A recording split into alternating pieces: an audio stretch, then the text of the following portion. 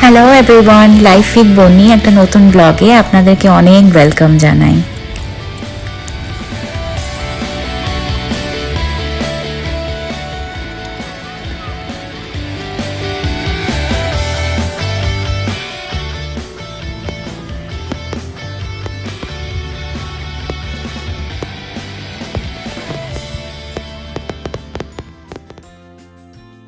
আজকে 3 জুলাই বুধবার।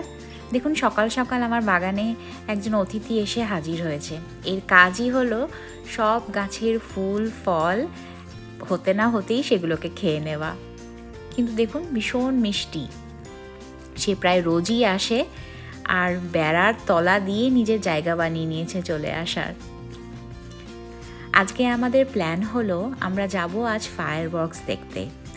Lake south haven বলে এখানে একটি বিচ আছে, সেখানে ভীষণ সুন্দর ফায়ারওয়ার্কস হয়। প্রতি বছর আমরা ওখানেই যাই। চলুন তাহলে ভিডিওটা দেখতে থাকুন, আপনাদেরকে ওখানে নিয়ে যাব আমরা।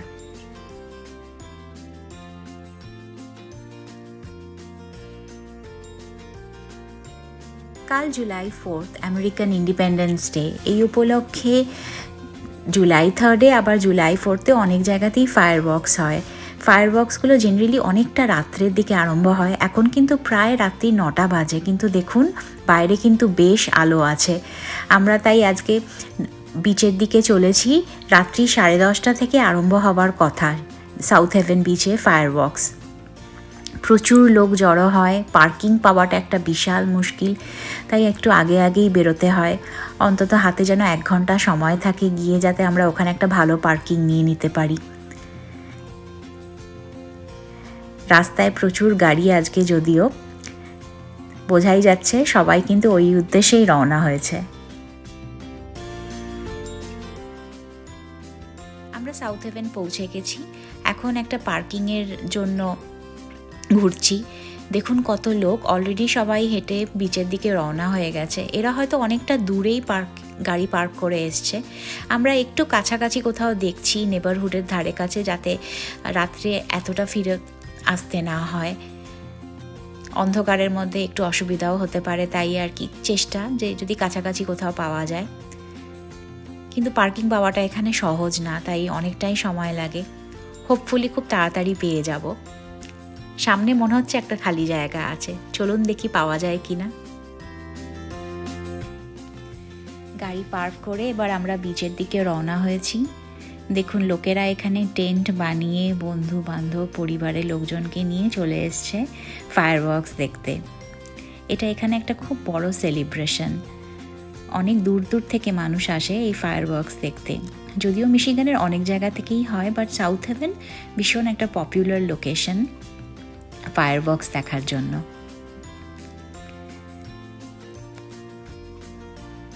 একটা যেন মেলা বসে রয়েছে। আকাশের রংটা দেখুন,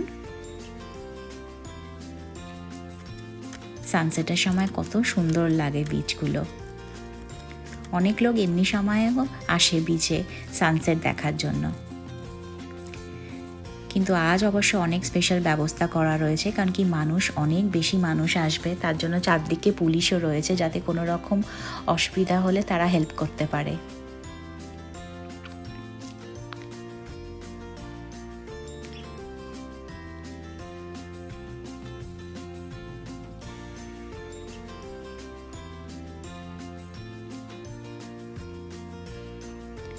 অনেক লোকে কিন্তু অনেক দূরে গাড়ি পার্ক করে অনেকটা রাস্তা হেঁটে এসেছে। আমরা সেই তুলনায় হয়তো একটু খুব কাছেই পেয়ে গেছি। এবার হলো একটা ভালো জায়গা খুঁজে বের করা, যেখানে বসে আমরা ফায়ারওয়ার্কসটা দেখতে পারবো। সামনে দেখছি কিছুটা দিক বেড়া দিয়েও ওরা ঘিরে রেখেছে, যাতে জলের ধারে কাছে বেশি লোকজন যেতে না পারে রাতের সময়, যাতে বাচ্চারাও রয়েছে যাতে সেফ থাকে সেই হিসেবে। দাঁড়ান আপনাদের একটু চারদিকটা ঘুরিয়ে দেখাই যে কত লোক এসেছে এখানে। অনেকটা আমাদের দেশে গঙ্গাসাগরের মেলা হয় না, শুনেছি সেই সময়, আমি অবশ্য কখনো যাইনি, কিন্তু শুনেছি ওই সময় ওখানেও নাকি প্রচুর লোক আসে। অনেকটা সেই প্রকৃতিরই। আস্তে আস্তে কিন্তু সন্ধে হয়ে আসছে, আকাশের চেহারাটাও একটু অন্যরকম হয়ে যাচ্ছে।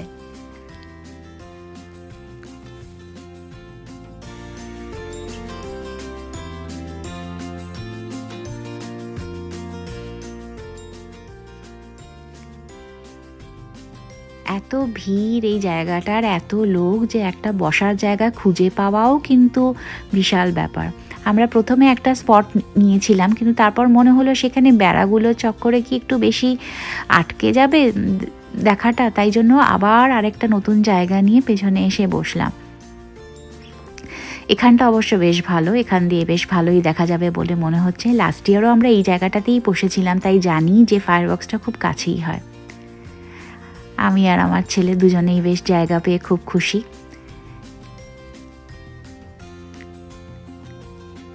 সময় প্রায় হয়ে এসছে, লোকজনের মধ্যে উৎসাহ বেড়ে উঠেছে যে এবারই হয়তো খুব তাড়াতাড়ি ফায়ারওয়ার্কস স্টার্ট হবে। 10:30 থেকে হওয়ার কথা, কিন্তু জেনারেলি একটু আগেই স্টার্ট হয়ে যায়। বলে যদিও আধা ঘন্টা হবে, দেখা যাক কি হয়।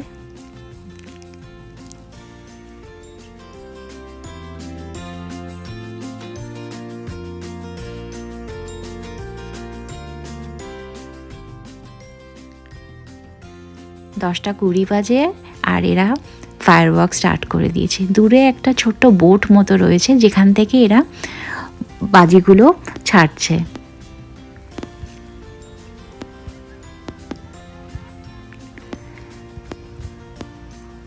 আকাশটা জুড়ে যেন রং বেরঙের খেলা। কি অপূর্ব যে লাগে এখানে বিচে বসে আকাশের দিকে তাকিয়ে এই ফায়ারওয়ার্কসগুলো দেখতে। আমি কখনো কখনো ভাবি কত টাকা খরচা করে এরা এই ফায়ারওয়ার্কসগুলো আনতে, কিন্তু শুধু যে একটা জায়গায় তা তো না, সব জায়গায় হচ্ছে।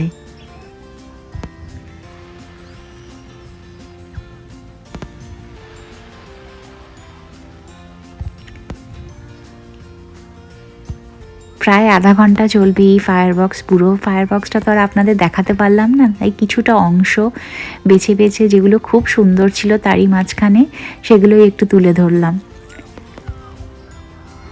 আশা করি আপনাদের খুব ভালো লাগবে।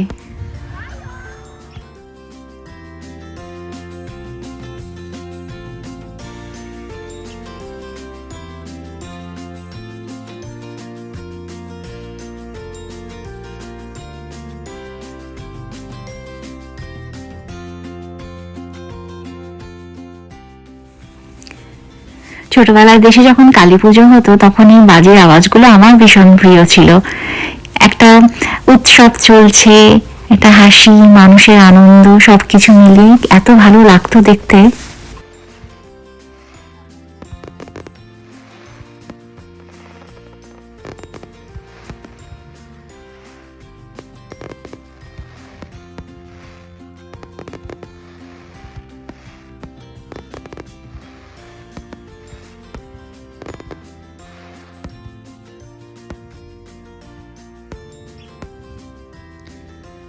এই ফায়ারওয়ার্কস দেখতে এসে যেটা সব থেকে আমার ভালো লাগে, এই যে দল বেঁধে লোকজন চলে আসে, বা তাদের আত্মীয় স্বজন, বাবা মা, ভাই বোন, বন্ধু বান্ধবদের সাথে মিলে সবাই মিলে এনজয় করার জন্য আমার ভীষণ ভালো লাগে।